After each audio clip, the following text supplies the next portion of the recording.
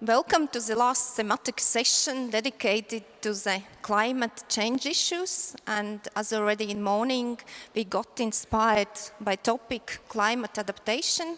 Also, this session is dedicated to climate adaptation issues.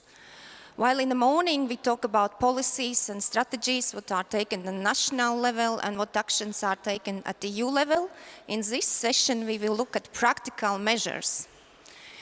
So we will look at practical measures already taken today, thinking about what kind of impacts and effects can be experienced in future.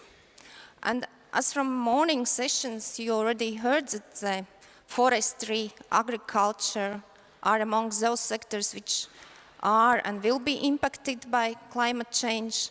So these issues will be addressed also in this session. And municipalities are also the ones who are dealing with urban water management and effects which are coming from climate change at local level. That's why we are also addressing this issue here. And last not least, we will also address impacts on our coastal areas, as the Baltic countries all are sea countries. And as we heard in the morning session, that sea level is rising already and is expected to rise in future. So we have invited here stakeholders from Lithuania to share their experience on how to plan and how to implement already measures which help to society to adapt to climate change. So we have invited 4 distinguished stakeholders here from Copenhagen municipality. Copenhagen was mentioned several times as a good example for mitigating climate change and also for adapting. And today we have a representative from City Council of Copenhagen, Jan Rasmussen. Welcome. He will share experience of Copenhagen, talking about coastline and adaptation to sea level rise. We have an expert from Lithuania sharing experience of Lithuania. And then we have a forestry and agriculture representatives from Latvia, and then they would talk about measures which are planned and implemented in these 2 sectors. So similar like in previous sessions, you are also asked to send in questions in this interactive platform. And we do have already a few questions which are from previous sessions and haven't been answered yet, so we hope to catch up with some of them in these sessions. I also would like to introduce myself. My name is Kristina Weidemann. I'm working for Baltic Environmental Forum. That is a non-governmental organization which looks for different activities and projects to raise awareness on different environmental issues, including climate change, as well to ask different stakeholders to come together to discuss what actions can be taken for our better environment in Latvia, Lithuania, and Estonia. So I'm glad to moderate this session, and I hope it will be interesting for all of us. So at first I would like to give a floor to Jan Rasmussen from Copenhagen.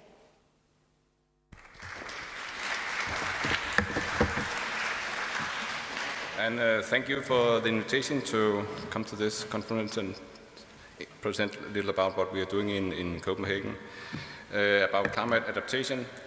We started the work on adaptation in Copenhagen in 2010, and the first task was to identify what is the main challenge for Copenhagen, and we made some analysis that showed that the foremost challenge for Copenhagen right now and in the future, if climate change takes effect as we expect, is downpours, heavy downpours especially, and sea level rise are not a major problem right now, but if the sea level continues to rise as they do at the time, in 30 years this would be a challenge for Copenhagen too. So this is quite the cornerstone of making adaptation. Are you vulnerable to climate change or not? And this risk assessment. We have presented as a risk map showing the vulnerability of Copenhagen, where you can see the red areas, yellow areas are the most risky areas at the left side in case of heavy downpours, and the right you see a risk map for storm surges from the sea, and of course it's the coastal areas that are most vulnerable to this. And this is really the cornerstone, and I will use this to convince our politicians that we have something to deal about. But just 2 months before we should it was adopted by the city council in Copenhagen, we were hit by a cloudburst, making damage for more than 1 billion euros. This event, one event only, and this was really an eye-opener for our politicians, so they could see that this was really, we are vulnerable to heavy downpours and climate change too. So we were told very fast to make a new plan, a cloudburst plan, setting up what should we then be able to handle in those projects, what kind of a service level should we have for the solution we will implement. That was adopted in December 2012, and then in 13-14 we developed a plan for the whole Copenhagen, how to handle this in each part of Copenhagen, dividing the city into water catchment areas and provide a plan for each catchment area, and resulted in a political decision in 2015 for a plan for the whole city. And it was also approved by the governmental authorities because it was a huge investment, so they are a legislation in Denmark that they should be approved. What is the cost for the municipality, what is the cost for our utility company. And then in 2015 we started the implementation of our plan.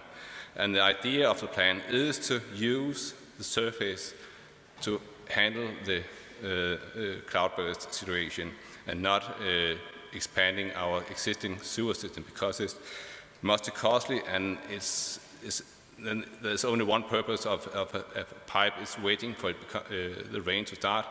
If you instead use the surface, you can develop the city at the same time, handling the rainwater in green areas, and at the same time develop green areas. Then you have some benefit of your investment, although it's not going to rain, because it's only raining maybe once in 10 years or 20 years with those heavy downpours. In the meantime, those solutions and investments, they have a purpose.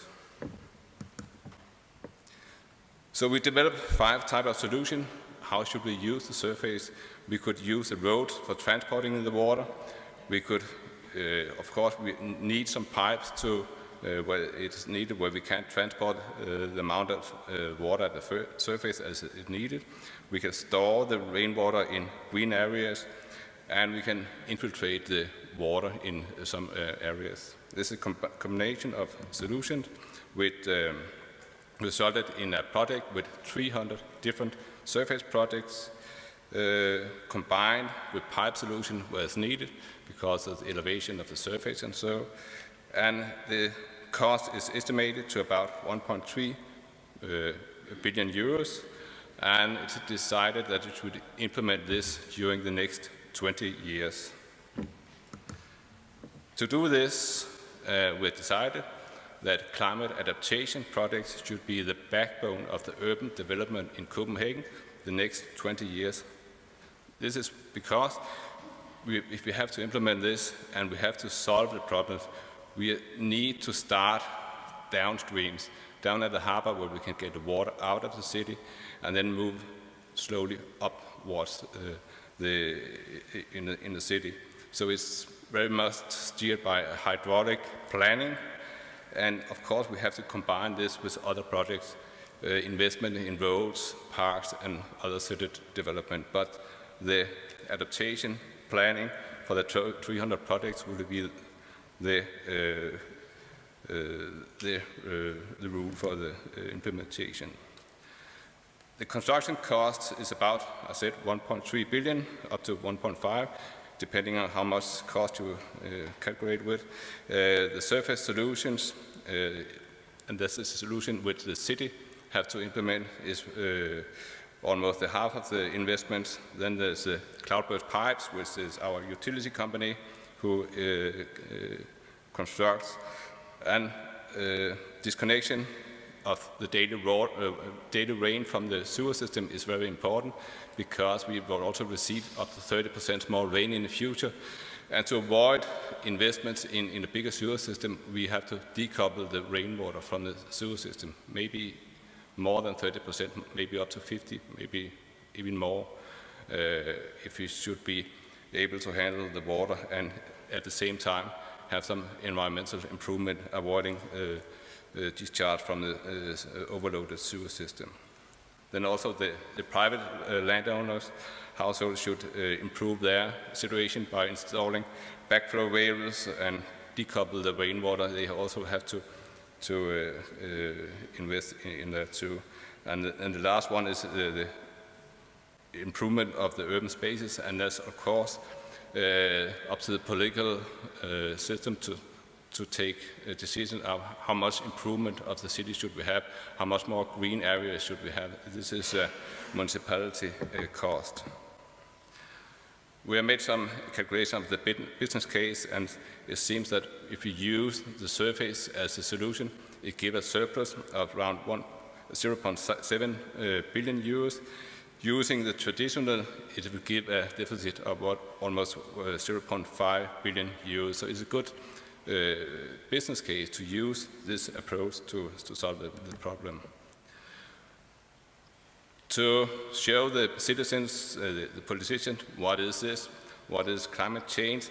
What do we mean by using the surface? We have to make some demonstration projects. So we started in a quarter called St. Kjeld, where we are building the very first projects in Copenhagen. And this is the very first project, Tåsinge Plads or Tåsinge Square. It's a very small place, but it was meant to be a showcase for the politician and how to involve the citizens in what they want the surface to be transformed to.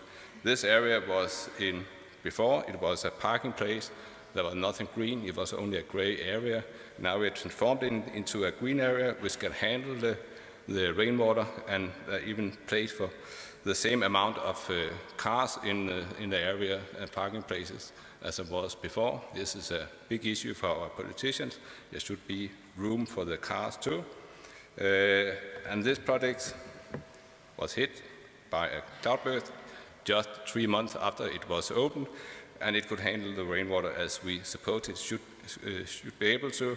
And it was really satisfying to see that it works. It seems quite simple to make a new surface, slope of the surface and so, but it works and it should, and was, I think, otherwise it would be a disaster for my project if it hadn't worked, but it does.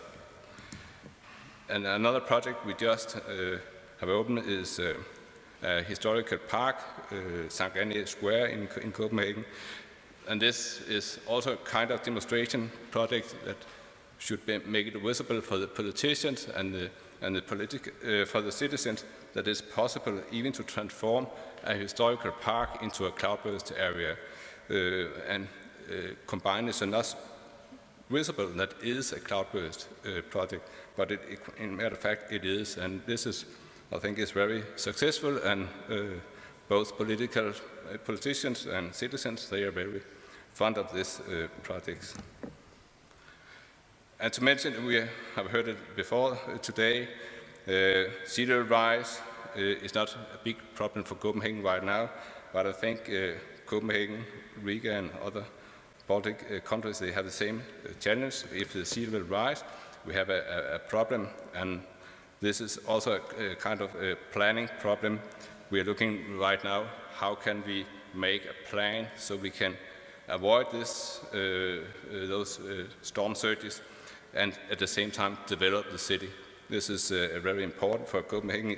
Copenhagen has already expanded out in the sound by landfill, but if we now build a dike around Copenhagen, this sets the limit for the expansion of Copenhagen. So this is really an issue for Copenhagen, how to do this.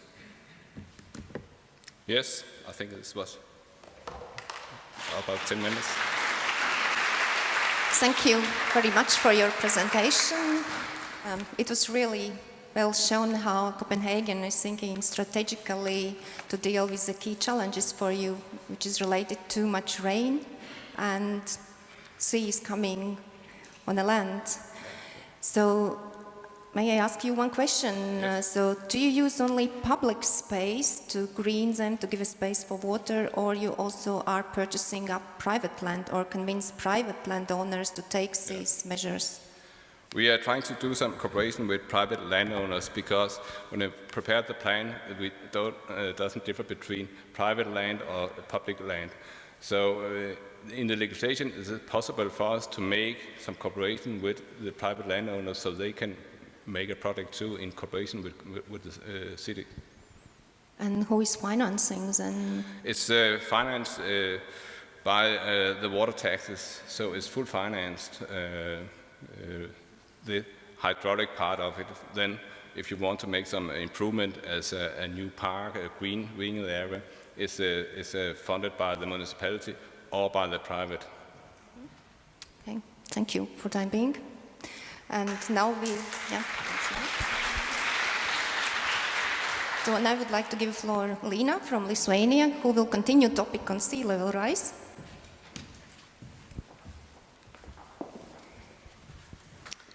Good day for everyone. Today I represent practitioners who are working really on the site and implementing some measures.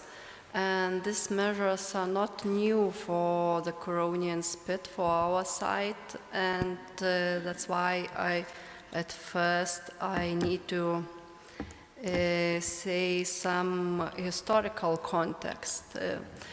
We are talking about coastline, we are talking about foreign dune or protected dune that is situated on the Baltic Sea coast. As you know, Curonian Spit is 100 kilometers length, and at this moment it's transboundary area, Lithuania and Russia, and on both the sides there is foreign dune, protected dune that's artificial, that is situating on the Baltic Sea side.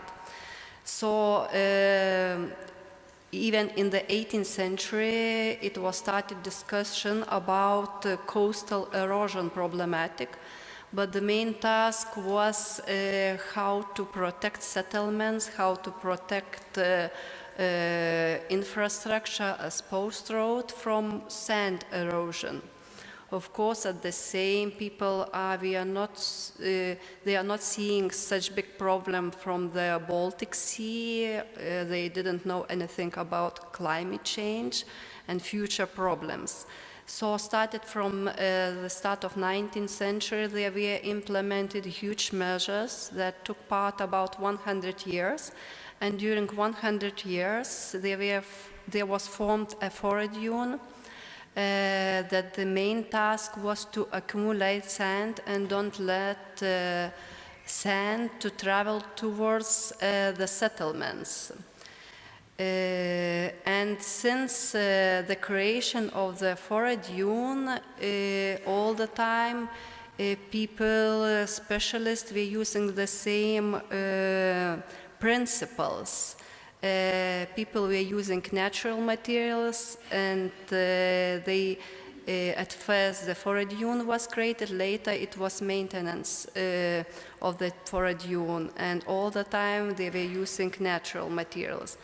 As Curonian Spit was inscribed into UNESCO World Heritage List as cultural landscape, foreign dune became one of the main elements of the landscape, of the cultural landscape.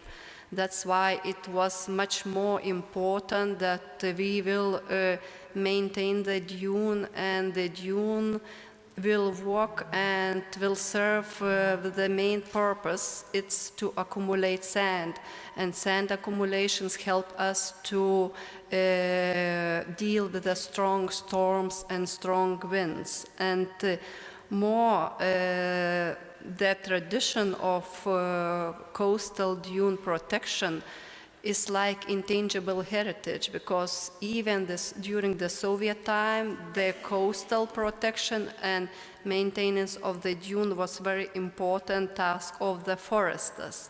Maybe it sounds strange, but the foresters were the main people who were implemented this works. As I already mentioned, that the main task is to accumulate and prevent degradation of the coastal line. Here from these pictures you can see after the storms in 2011, 2015. The last storm happened yesterday, but as I know, there are not so many damage done for our coastal dune. So we know from the scientists that if this dune disappeared during the heavy storms, the land will be covered by sea waters. And of course, we understand that there can be made huge damage, not just for the landscape, for natural habitats, even for the infrastructure. And there will be question for people, lots of problem for people who are living on the Curonian Spit. So the other threat is recreational activity. In the upper photo you can see what happens after recreational activity when you doing nothing on the coastal line, or even you implementing very symbolic measures. This photo is from our neighbors, from Russian part of the Curonian Spit. Sorry, but its photo was made 2 years ago. So the forest dune is fragmented, and it doesn't work as barrier, and so that's why it's much more problematic to protect the coast. So the base for our activity now is law on the coastal zone, where is highlighted the importance of coastal protection and the importance of our coastal forest dune. And of course, we are working according coastal zone management program for period from 2014 to 2020.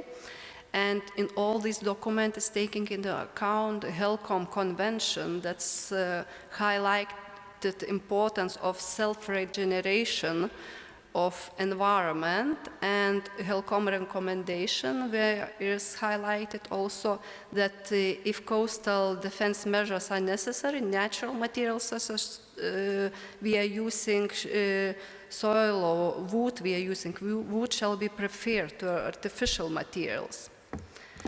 Here you can see photos from different times. The upper right corner is more than 100 years ago. Left on the bottom is from Soviet times and present times. So you can see that all these times we are using natural material and very similar activities. Of course, we are not planting any more grasses on the forest dune because we don't need to do this, but we are using brushwood, and until now we are doing this, and it's very successful. And also now more and more actual is recreational activity. That's our national parks is 50 kilometers of coastal zone, and more than 40% of all this zone is used for recreational purposes. So you can imagine, and of course tourism recreational is in direct result of climate changes, because we can see how season is expanded, and we are in Lithuanian part every year we have more than 1 million visitors, and every one of them are going to the sea coast. So for us it's very important to control tourist flow, and what we are doing, because tourists is the main cause of recreational degradation of the forest dune. So we are making transit paths on the forest dune. In the recreational zones in our national park, at this moment we have almost 70 transit paths, and in future we will have up to 100. So we are observing situation and we try to react as quick as we can. At this moment we are implementing European Union structural funds projects, and it's help us to maintain and to use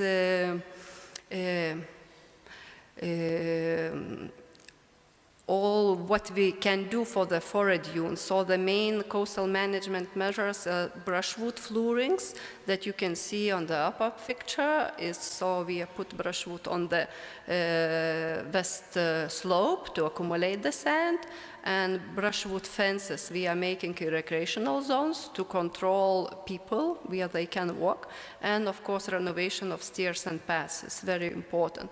And also we have monitoring program, and during this project we are observing dunes, what is going on, and we are using air photo to find out problematic places on the forest dune. And this project will last 5 years, and you can see amount, how many money we will use on the forest dune, maintenance of the forest dune. And here there are numbers that can look very strange, because 2017 it's going up. And here I represent the numbers of activities, what we are doing, brushwood flooring, stairs repairing, and so on.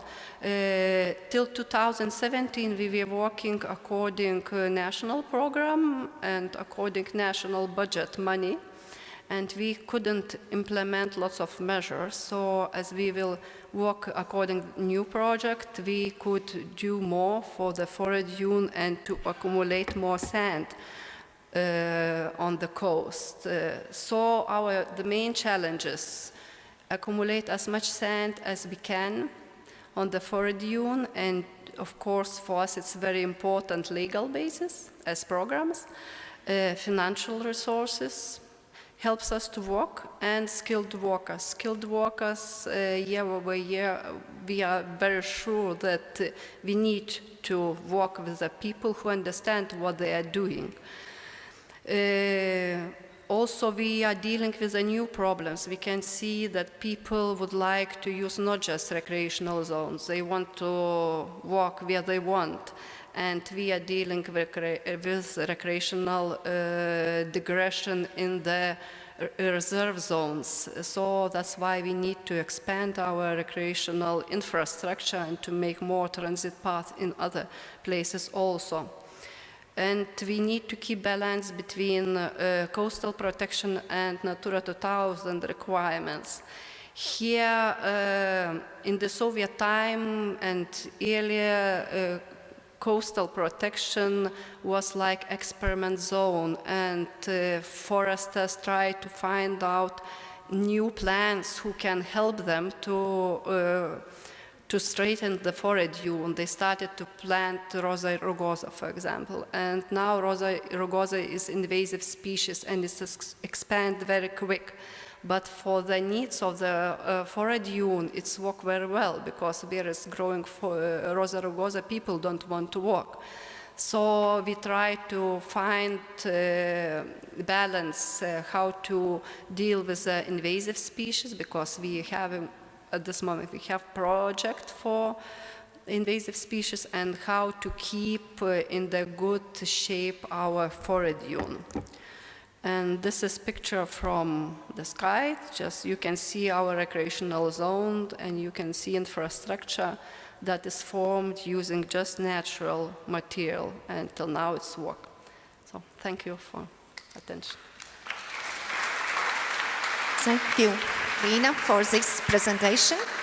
It really gave us a historical overview how Lithuania is safeguarding coast for nature and for people.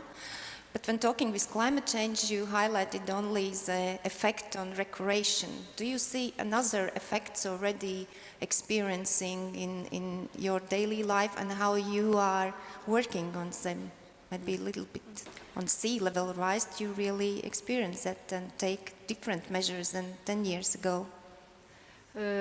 At this moment, I can't say that we need to take other measures that we are working till now, but we are observing that situation changing a little bit, and but the last year we have, because we don't have lots of strong storms, and strong storms, the main threat for the forest dune.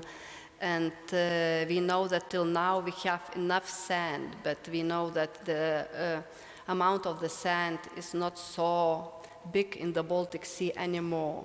So we are really looking forward. We are not sure what will be, but till now it's a rather stable situation, because as much sand we are losing, as much sand we can get from the Baltic Sea. So it's in a balance for time being. Balance.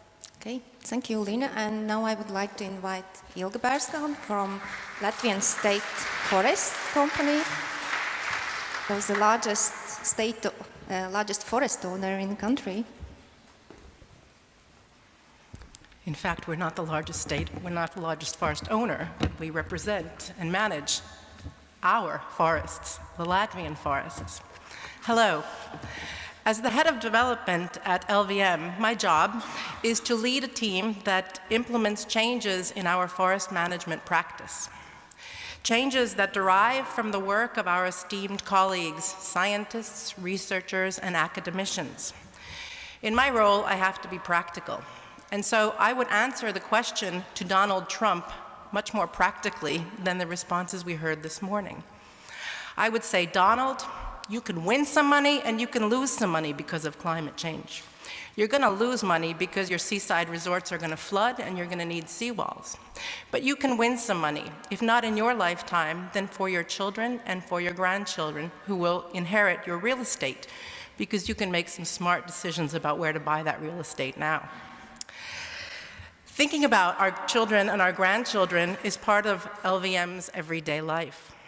But I get ahead of myself. I'd like to first talk a little bit about the past and about the forests in Latvia. If we take a quick look back at the forests in Latvia 90 years ago, Latvia's territory was covered by about 27% of forests. Today, 90 years later, the forest coverage in Latvia exceeds 50%. Over half of our country is covered in forests. If we take a look at the standing volume, the amount of timber that is in our forests, then over the past 90 years, it has quadrupled. And today, we have over 677 million cubic meters of standing timber in our forests. Our forest area is managed by the state and private holders of the forests. And so while LVM does not own the majority of the forests that it manages, LVM manages about half of the forest lands in Latvia. So half of Latvia is covered in forests, and half of that is managed by LVM. Approximately every fourth step that you take is managed by the company called Latvijas Valsts Meži. With this very large inheritance that we are managing, that we have received from our parents and from our grandparents, clearly climate changes have a great impact on how we look to the future and how we expect to manage our forests today for our children and for our grandchildren. Based upon all of the reports that you've heard today and yesterday, and our own explorations, there are three key principles of climate change that we take into consideration as we plan forward. First of all, we know that the temperatures in our environment will increase and will continue to increase. This means for our forests that we will have increasingly aggressive pests, disease, fire hazards, and this will require a change in the kind of tree species that we are growing in our forests. Secondly, our winters will be shorter and milder. We will less frequently see white-covered forests, but we will see pictures like the one here. melted waters, forests, refreezing. Longer periods of vegetation. This means the trees will have more time to grow in the summer. This is good from a carbon perspective, certainly. But it also means the harmful organisms will increase, and the importance of forest roads in forest management will increase to allow us to manage the forests more constructively. Because of shorter and milder winters, wind damage will increase, thus causing damage to our trees, leaving, in place of healthy trees, leaving stumps. And third, we will have more rain. And because we will have more rain, and because of the changes in temperature, we already are seeing things like the risk of black frost or freezing rain increasing and damaging our forests. And again, the importance of forest roads, as well as drainage systems, to allow the precipitation to channel away from the areas where we are growing forests will continue to increase in their importance. Based upon these three assumptions about our future forests and about our future climate, LVM has taken 4 strategic directions to start to adapt and mitigate some of those risks. The first of those actions or directions is taking a look at how we can decrease our carbon dioxide emissions in our production processes already today. We, on a regular basis, calculate our emissions, taking into consideration 2 key aspects. First of all, our emissions consist of our approximately 1,000 employees and the offices that we use, the heating, the cooling, the electricity, and the fuel. But just as importantly, we also take a look at the outsourced services that we procure from approximately 6,000 individual employees and hundreds of contractors that use their vehicles and use their equipment in our forests to actually manage it. We, on a regular basis, once a year, at the first quarter, calculate our emissions for the last year and use that calculation to compare how we've done in the past year with our CO2 emissions reductions and make targets in our mid-range 5-year tactical plans for further reductions. One of the key areas where we've made most progress is in the use of fuel management.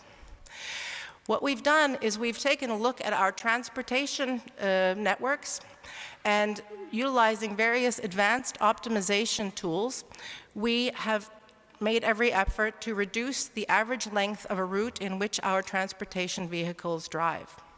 In addition to optimizing the average length of a route, we also want to reduce the number of routes or trips that our trucks make, and we also want to make sure that we have a maximally full truck so that we can reduce the amount of fuel used and directly impact our CO2 footprint.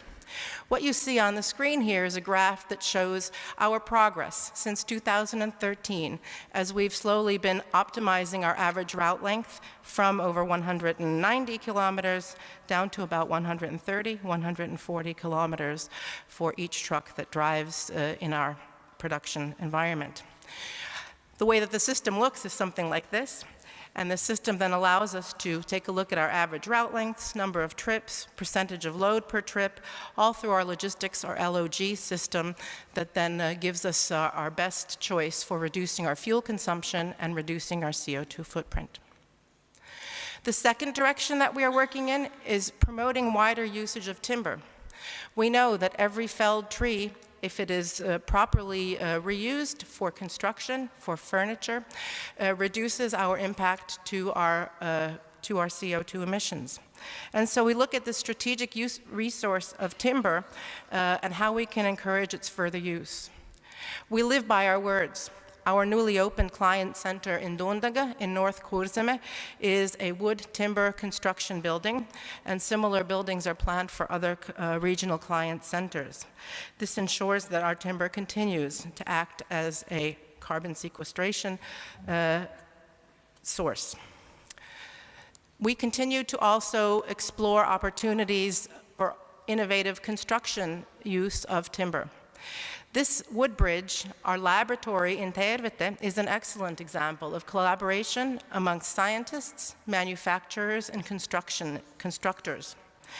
It gives our researchers an opportunity to look at how the wood construction changes over time in a wood bridge that is expected to serve our tourists and our visitors for over 80 years. And for the construction industry, it gives us an opportunity to look at innovative products. In this particular case, this is one of the first places where we've created a curved glued wood bridge utilizing 3 different kinds of wood, including spruce, pine, and larch in the construction of this bridge. I encourage you to visit Tervete and take a look at this bridge. Our third direction is adjusting our forest management practices for global climate changes. Clearly, we are starting to get into some of the much more important areas relative to research that we've commissioned for our Forest Research Institute, Silva, and other organizations. We've initiated our research as early as 2009 to take a look at how efficient forest management methods can be used in the climate of the future. One of the future biggest risks for our trees, one of the most significant diseases of our future, is root rot. We have spent several years monitoring the spread of root rot, as well as taking a look at how to reduce its impact and to eliminate it from areas where we've had felling. We currently use a biologically formulated product called Rotstop. We've been using it since 2008 in our production areas so that we can minimize the spread of root rot and minimize its impact on our forest stands. We actively work with selective breeding programs, taking a look at the stronger individuals in our seedling operations so that we can use our selected planting material and regenerate our forest stands with selected material, breeded material. This kind of material plans to give us up to 20 or 30% more timber for 1 unit of area during its rotation period. That's a significant increase in the amount of timber that we might see in a period of 60, 80, or 100 years, and also increases the carbon sink impacts of the forest.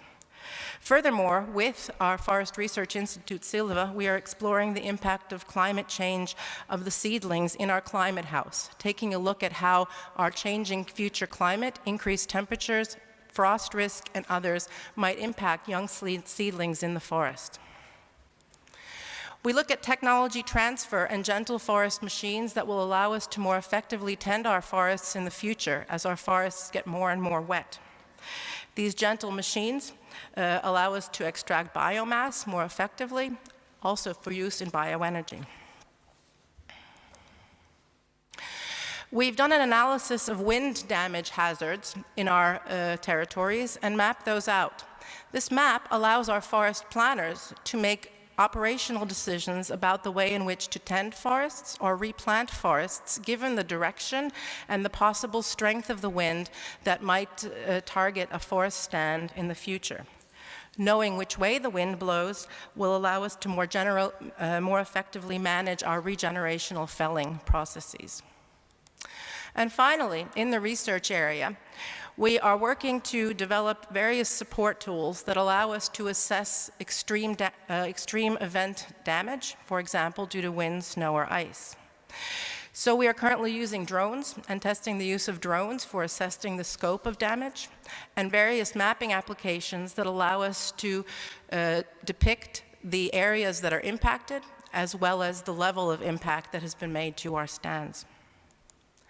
The fourth and final area of work that we are working on is growing productive forest stands to increase the forest capabilities as carbon sinks. Productive forest stands is the key to this slide. If we take a look at this slide, you'll see on the x-axis the forest stand age. And on the vertical side, you'll see the amount of timber that grows in this stand. The underlying assumption that we have in our forest management is that the more cubic meters of timber that we grow on a particular hectare of land, the greater the impact to our carbon sinks, the more carbon we can sequester. What you see are two curves. The bottom curve, the green curve, is what happens in a naturally grown forest. The forest grows. It reaches its peak of volume at some age, maybe 80, 100, 120 years, 180 to 240 cubic meters per hectare. However, what you'll see in the orange curve is a much greater amount of timber grown in a managed forest, a forest that reaches its optimal age and that then stores the most carbon dioxide as efficiently as possible during this high growth stage. That is the high growth stage that we are trying to maximize for ensuring the most carbon dioxide storage as possible. In addition, we are looking at utilizing drainage ditches for forest amelioration to help increase the amount of growth within our forests, to increase the productivity of our forest stands. On the right-hand side of the slide, you'll see a disc from a tree. In the middle of the tree, you'll see how quickly the tree has grown for approximately 70 years prior to drainage ditches and amelioration processes taking place. And if you look at the outer rings show approximately 25 years of growth after the forest has been ameliorated through effective drainage ditch implementation. You'll notice that the amount of growth each year annually is significantly greater following the amelioration process. This process allows trees to grow more quickly and thus sequester carbon more effectively. So our actions are four: decreasing carbon dioxide emissions in our own production processes today, and promoting wider usage of timber today, tomorrow, and in the future. We continue to commission research to adjust forest management for global climate changes and continue to work with growing productive and vital forest stands. How do these things then get implemented in our actual operations on a day-to-day basis? We practice what is called multifunctional forest management, and it all starts with planning. We plan at multiple levels and at multiple time frames.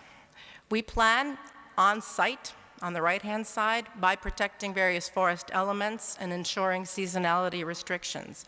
But we also plan at the stand level and at the territory level. So, for example, at the stand level, we make sure that every stand is designated a particular forest management objective. We have stands that are designated as nature protection stands, where we don't do any commercial activity.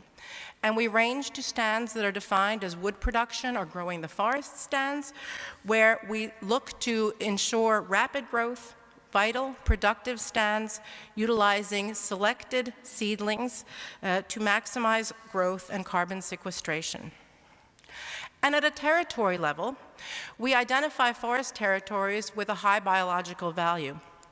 We identify territories that are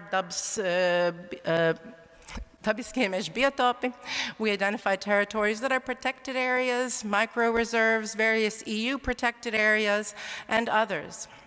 What we then do is we take a look at where they group together and define contiguous areas, ecoforests, where we voluntarily have additional restrictions on the way in which we manage our forests to ensure, to protect the habitat and to ensure that logging and commercial activities take place with high consideration of biological values. Our planning ultimately all comes down to a model, a word that we've heard a lot about in the last few days. LVM also models its forest management and forest growth principles. We model for periods of up to 100 years in 5-year periods. And what you'll see on this slide on the left-hand side is a view of our forest structure, our age structure of our forests as they change over time.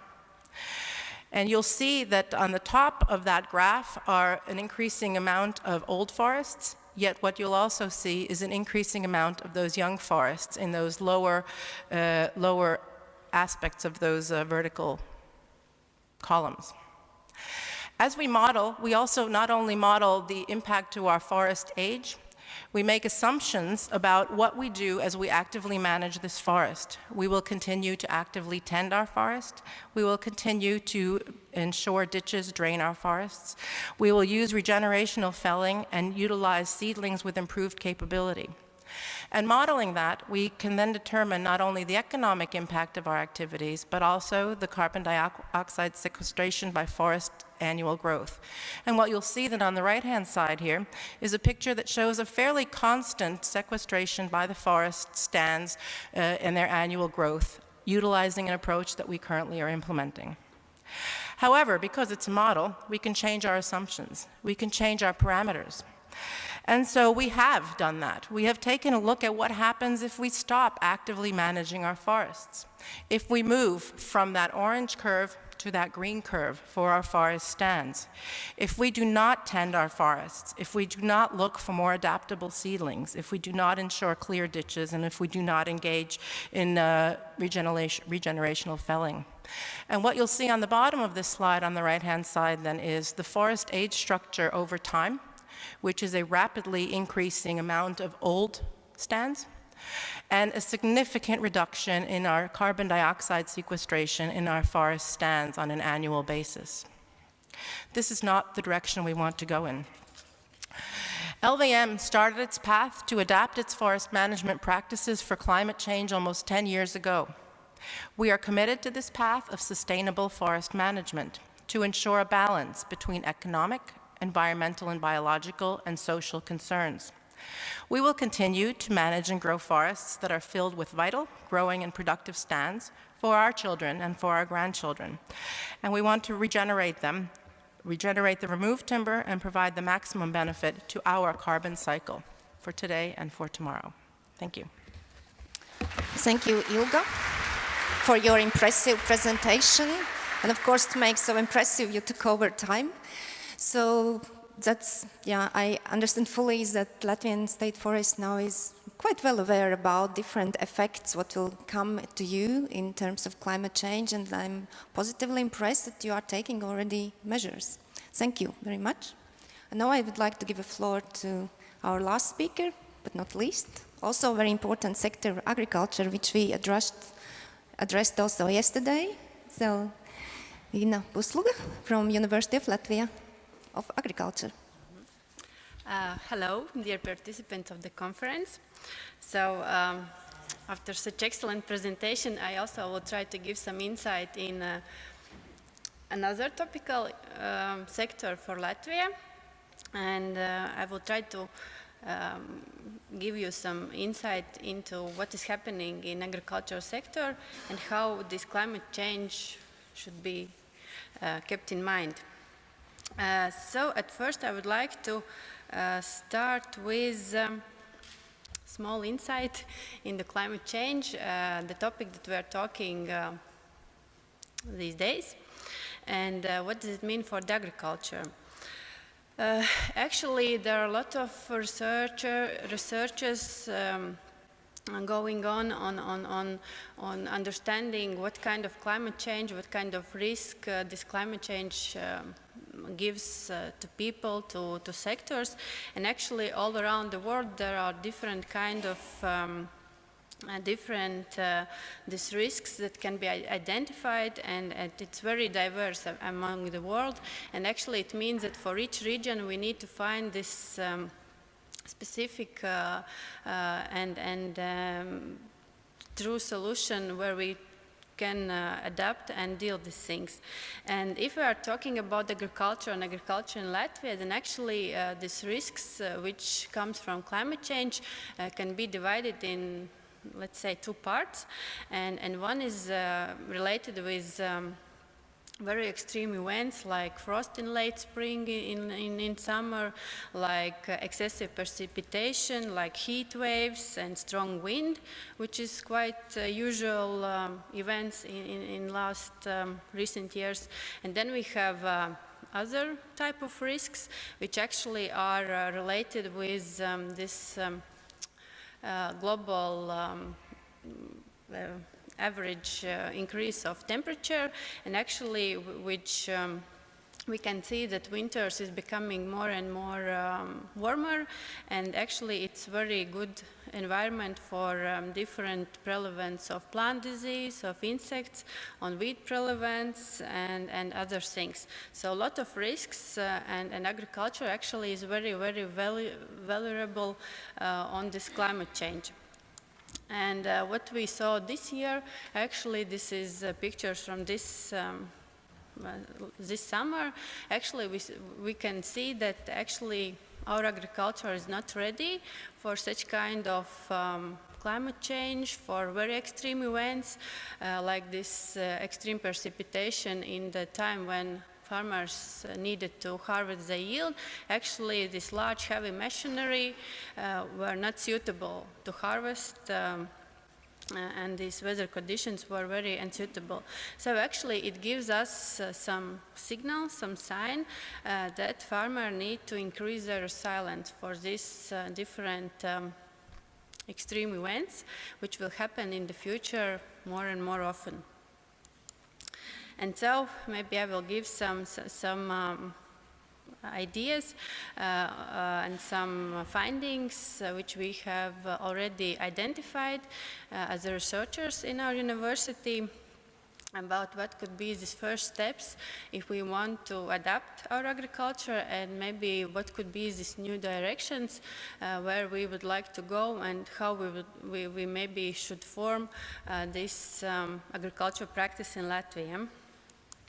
First thing, I think, which is very topical issue for Latvia, because we are located in quite wet territory, wet area, and the first thing, if we are talking about adaptation measures, it is maintenance and restoration of the drainage system, which is very crucial for farmers, because it is a matter of their time saving, of cost of money, and if these drainage systems can deal with this excessive participation, it means that this economic effect for farmers will be not so bad in like it could be in the situation when fields are over flooded and water don't goes down. So this is the first and maybe very practical thing that we can do, and already we have some this national support system and programs which actually encourage to do such kind of activities in this farm level. Then next thing is this adaptation measures is connected with diversification, because if we look at the current structure of Latvian agriculture, then actually we can say that the currently is dominated intensive production of different grain and technical cultures, which actually means that our farmers are putting all their eggs in the one basket. And of course, this farming practice is very economically beneficent, but in the same time, it also means that if there is some risks, like climate risks, like different diseases, pests, actually this loss of money also is very large and impressive that farmers can get. So the first thing is to think and to maybe rearrange this traditional practice and introduce this crop diversification in the farms, which means that not only annual crops should be grown on the farm, but it should be combined with perennial crops, because this longer vegetation season also gives some opportunities for our farms, and it means that different cultures in horticulture, like apple varieties and other varieties, can be grown in this more maybe not so strong winter this season, and other things can be done. And of course also introduction of crop varieties which are tolerant to different climate change. Also this is the way where farmers are already looking on and trying to follow this innovation in this field. So this diversification is very, very crucial for farmers. Then also this climate change and these different extreme events is also good signal to think about maybe introducing some different farming practices. And this will be example not from Latvia, but actually this idea is starting to develop in different Western European countries like Netherlands and others, which actually shows that there can be develop different farming systems. And one of these new ways which could be developed in agriculture is so-called intercropping, which is actually idea that it's like replacing of monocultures, which is very dominant in our region. And actually it is a smart and thoughtful combination of crops in narrow strips, not large fields like it's most usual in our country. And these strips serves as natural barriers for pests and different extreme weather events. So this is maybe another idea, another thinking. And what is this main focus of this intercropping? This is like a new alternative for monoculture, which is very, very reliable on this climate change and which suffers the most actually. It is also some idea how to foster development of sustainable agriculture, because in many cases we can see that current practices may be not so sustainable as it should be. Also, this is the way how to improve biodiversity in the fields, and also how to form attractive rural landscapes and decrease usage of herbicides, pesticides, and also improve soil fertility. And also here is the right place for different advanced technologies which can be used in agriculture, because different GPS, precision technologies and sensors can help to combine different various crops, their care and harvesting operation. So it's maybe good alternative to think and how these agricultural activities can be done in different ways. And what is the main conclusions from maybe this very short presentation? I would like to say that actually climate change, it's definitely this issue about new technologies and practices in agriculture, because we can see that traditional, this practice which we have practiced for long years actually are very need to be improved actually to improve this resilience. Also, it's a very it's issue about local conditions, because in each region, in each country, we can actually see that these solutions could be very diverse, and we need to take into account these local conditions. And also, this can be start for developing so-called climate smart farming, which is very commonly used concept in other countries, and looking at the Latvian situation, this could be very attractive concept for smart farmers, for so-called front runners who are ready to change, who are ready to introduce some untraditional practice in their farm, and so it could be another new niche for this increasing competition in our agriculture sector. Okay, that's all from my side. Thank you, Dina, for addressing agriculture. I would like to ask you a question. Have you already tried to sell your concept to these smart farmers? Do we have such ones in Latvia? Have you got their feedback already? Actually, this is quite fresh topic, and we have tried to talk with farmer consultants and maybe other stakeholders, but not yet. We haven't so close to the farmer level. So this is more like this concept, this message, what we would like to tell our farmers. And I think this work will only start now from this point, because this year was, I think, excellent proof, and everyone understands that there is need for some changes. Okay, thank you, Dina. Please take your seat. Thank you.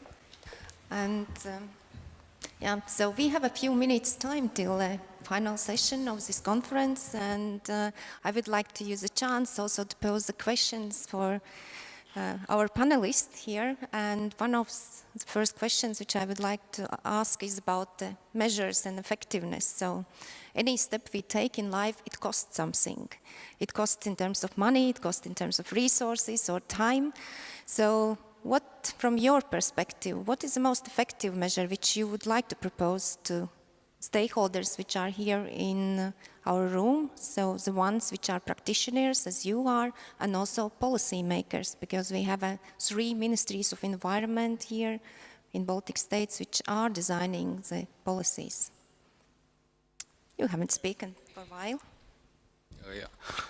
From my perspective, I think to be proactive is the most important issue.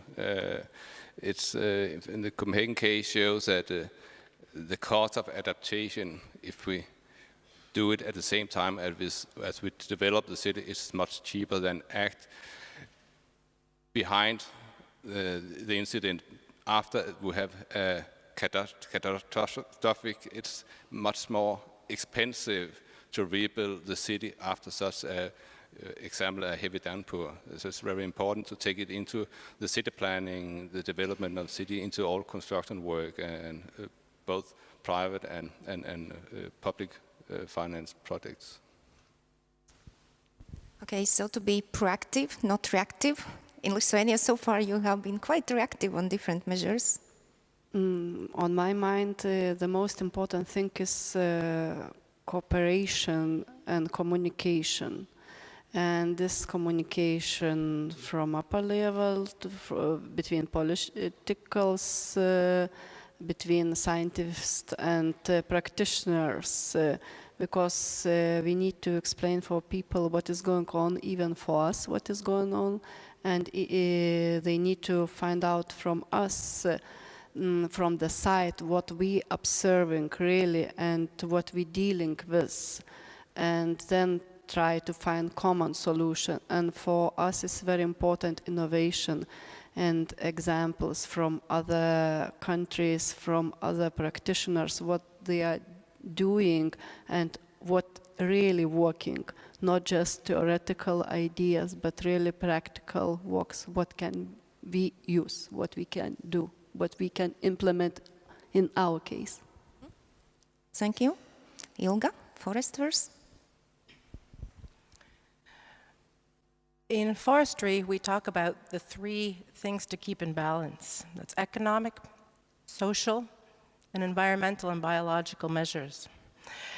I would recommend that our policymakers remember those 3 things that they, as owners of Latvia's state forests, desire from us, and also make clear decisions on what is the relative balance between these 3, oftentimes counterintuitive and oftentimes oppositional goals.